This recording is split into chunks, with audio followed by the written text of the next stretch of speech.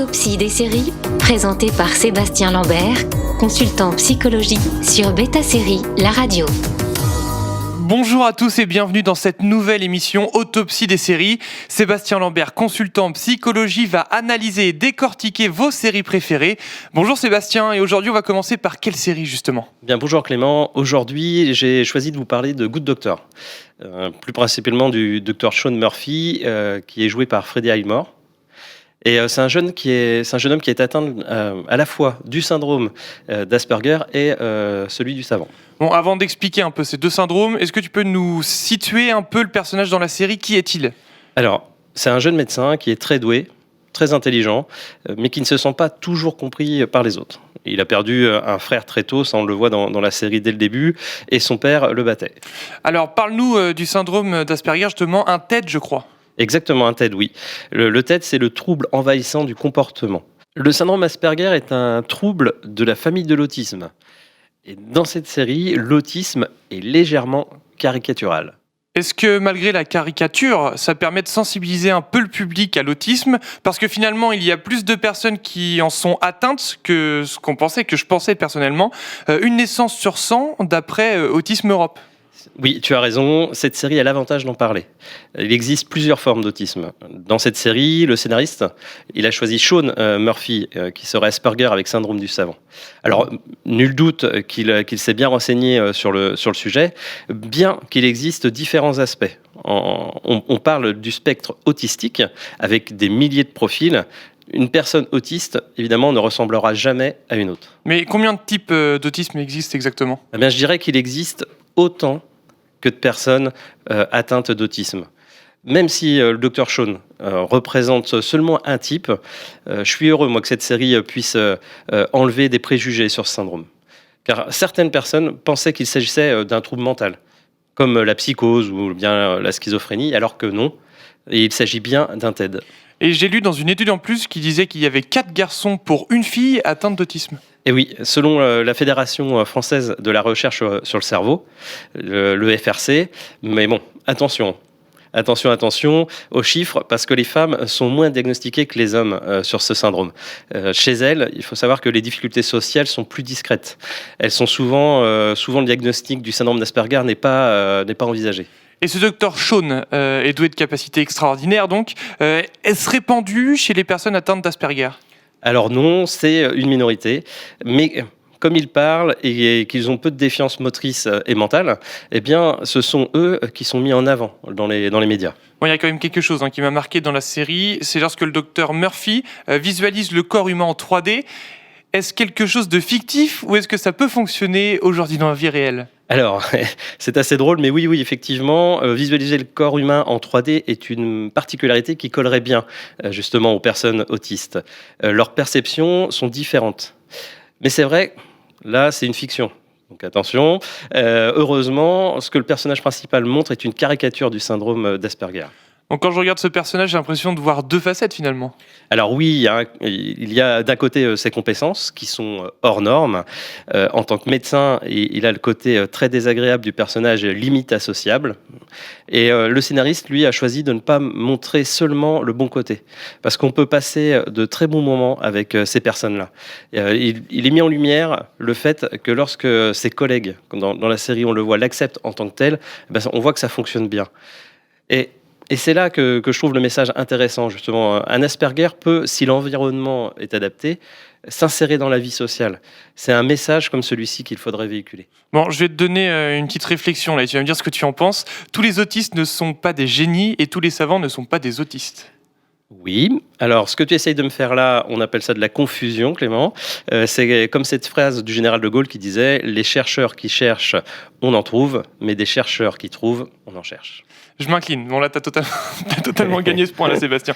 Est-ce que tu peux me dire comment on fait pour évaluer finalement un enfant s'il est Asperger ? Alors oui, on va l'évaluer pendant l'école primaire. C'est souvent à cette période-là qu'on fait l'évaluation. C'est une période où le comportement et les capacités sont les plus repérables. Par celle-là, on utilise l'échelle australienne du syndrome d'Asperger. Chaque question ou constatation a une échelle d'évaluation qui va de 0 à 6, dans lequel, en règle générale, 0 correspond au niveau ordinaire attendu d'un enfant à cet âge. Et est-ce qu'ils peuvent vivre de manière normale ? La plupart des Asperger peut tout à fait trouver un emploi qui met en valeur ses talents singuliers. Le syndrome d'Asperger est caractérisé par une évolution, mais un QI normal. Comme on peut le remarquer justement dans la série, pour ces personnes, une vie régulière, routinière, leur convient bien. Et d'ailleurs, ce qui est fort, c'est que dans la série, justement, Sean Murphy est très déstabilisé. On le voit, dès qu'il sort de sa routine, eh bien, ça colle à ce genre de syndrome. Et niveau travail, en règle générale, une personne Asperger est plutôt dans une routine régulière. En petite question, le docteur Murphy fait de la médecine pour devenir chirurgien. Tu vois ça comme un métier routinier, toi ?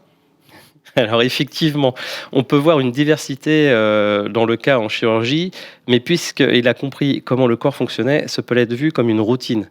Car le cœur, en général, et on est bien tous d'accord, je pense, est à peu près toujours du même côté. Même si des fois, on sait qu'il arrive quelques surprises, que les organes sont inversés. De toute façon, là aussi, Clément, on est dans une fiction.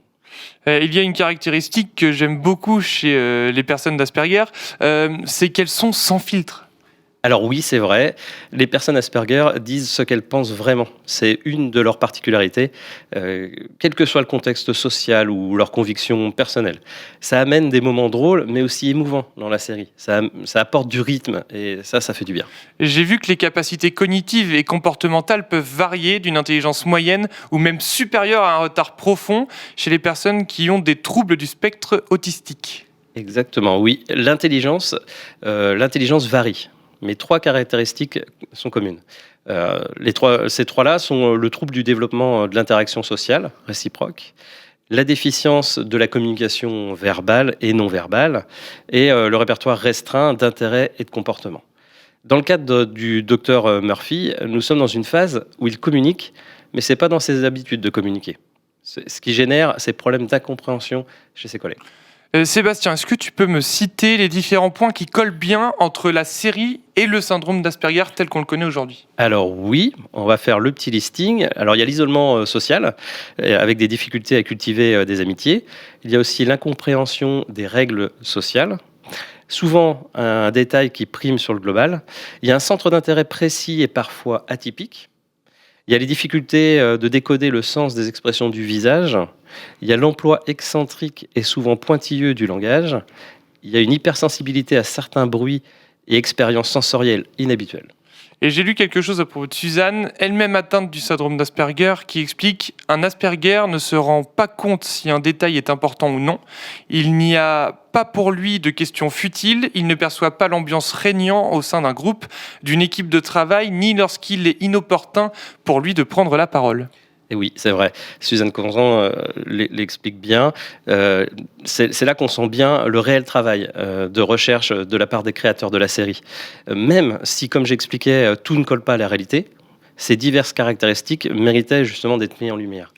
Est-ce qu'on peut dire que le docteur Sean est un passionné ? Alors c'est justement un autre point intéressant de la série. Les Asperger sont souvent passionnés sur des sujets complexes. La passion peut parfois être obsessionnelle, au point de tout savoir sur tout. Dans la série, d'ailleurs, nous voyons quelle passion a Sean. Dès le début, il étudie un livre de médecine. Dès qu'il ne se sent pas bien, c'est son premier réflexe. On dirait que cela, on va dire, le détend, lui permet de se recentrer sur lui-même, d'échapper à ce qui se passe autour de lui et qu'il ne maîtrise pas, comme s'il se sentait submergé. En parlant un peu de lecture, est-ce que les personnes atteintes d'Asperger sont plus visuelles ou auditifs ? Alors en général, elles sont plus visuelles qu'auditifs, et c'est pour cela qu'ils apprennent mieux par la lecture, par exemple. D'ailleurs, je ne sais pas si le créateur de la série s'est renseigné sur le sujet. Certains Asperger dévorent des ouvrages spécialisés. Parfois, les enfants, même moins de 5 ans, souvent savent lire les mots alors qu'ils n'ont jamais appris. Et alors ça, c'est ce qu'on appelle l'hyperlexie. Et certains de ces enfants autistes savent même lire avant de parler. Moi, dans le souvenir, je me rappelle du film Rain Man, où l'autiste était capable de se mettre dans sa bulle si quelque chose le contrariait. Alors oui, parfaitement. Une personne autiste peut se mettre dans un mutisme sélectif. J'explique le mutisme sélectif, c'est-à-dire qu'elle ne va pas parler qu'en présence de personnes avec qui elle se sent à son aise. Sur ce sujet, d'ailleurs, Sean arrive à communiquer, mais on sent qu'il a un référent quand même dans la série. Le professeur Glassman, celui-là même qui l'a récupéré au début de la série, on le voit dès le début. Je ne saurais pas réellement affirmer s'il souffre de mutisme sélectif, mais ça peut faire partie d'un de ses traits de caractère. Et est-ce qu'une personne qui est touchée d'Asperger va se concentrer sur les détails pour être moins dispersée ? Alors oui, pour rester en contact avec son environnement et la réalité, il va se créer des routines. Et c'est pour cela que Sean déteste les imprévus. Sa perception du monde est cartésienne. Il cherche à tout prévoir. Alors, il faut savoir qu'un Asperger ignore ce qui n'est pas cartésien. Donc sa réflexion, elle est binaire. Et pour Sean, c'est soit vrai ou soit faux. On voit bien dans la série que Sean, lors d'un conflit, ne tient pas compte de ce qui n'est pas précis et qui doit être clarifié. Alors oui, bien évidemment, on peut lui apprendre qu'un choix peut se faire avec le cœur et que les émotions sont des paramètres nécessaires pour une vie ayant un sens. D'ailleurs, un des personnages principaux, le docteur Aaron Glassman justement, qui fait office de figure paternelle pour Sean, il essaye à plusieurs reprises de lui apprendre. Il en prend la charge pour le soutenir dans les différentes étapes de sa vie et l'aider à comprendre son environnement social. Mais voilà, malheureusement, à trop vouloir le paterner, eh bien, Sean va se sentir un peu étouffé et le docteur Glassman est trop présent pour lui à ce moment-là. Et donc Sean va menacer justement à un moment donné dans la série de quitter l'hôpital. Alors c'est à ce moment-là que le docteur Glassman va prendre du recul. Est-ce que le docteur Sean s'est retrouvé en difficulté à un moment précisément ? Alors oui, on en a un exemple dans la saison 1, épisode 4. Il a du mal à s'adapter à son nouveau chez lui. Il fait un énorme pas en avant avec ses collègues justement. Et c'est ce rapprochement qui n'est pas anodin, qui lui permet de se raccrocher à son environnement professionnel, qui le rassure parce qu'il le connaît déjà. Ah, c'est pas de tout repos d'être Asperger. Hein. Non, pas du tout. Là, je te le confirme Clément, pas du tout. Les personnes qui ont un syndrome d'Asperger peuvent et doivent avoir une vie classique. C'est important de le souligner. Mais le fait de s'adapter en permanence aux codes sociaux est fatigant pour eux. Et c'est pour eux un effort, mais considérable. Et d'ailleurs, souvent, nous, on peut très bien s'amuser lors d'une soirée, eux aussi, mais derrière, ça va être assez compliqué. Et c'est là que le docteur en psychologie, Tony Atwood, explique que pour 1 heure de socialisation, il faut à un Asperger 1 heure de repos. Alors, juste un instant.